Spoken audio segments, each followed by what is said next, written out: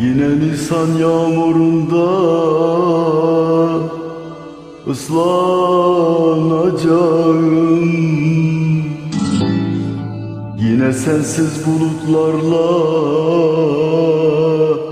dertleşeceğim. Farkında olmadan üşüdüğüm hasret ateşiyle kavrulacağım.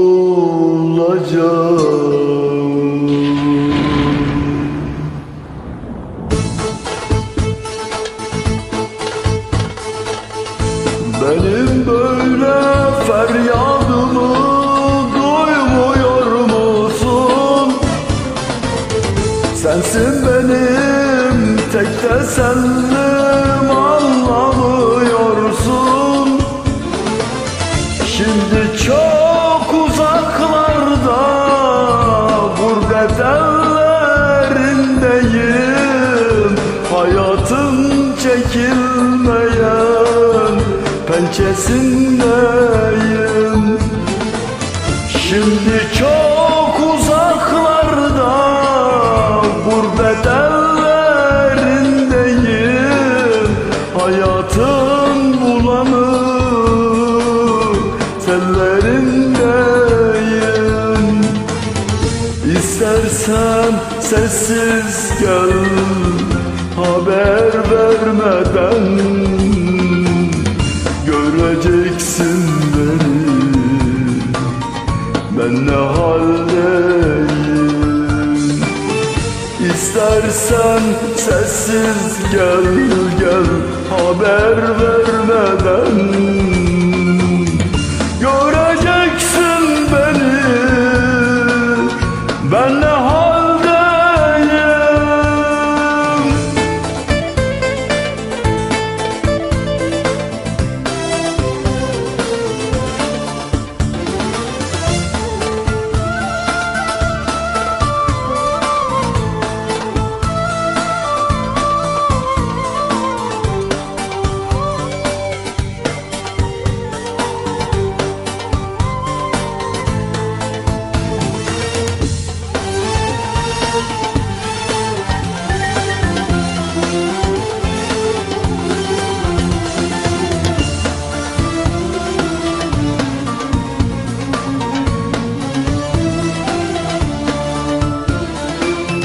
Belki bir gün uzaklardan koşup gelirsin.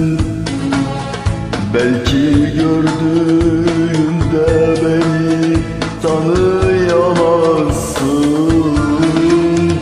Gücenirim diye sakın düşünme. Hayli zaman oldu canım, sen de haklısın. Gel de bitsin dertlerimiz, kederlerimiz. Gel de gülsün gözlerimiz, gönüllerimiz.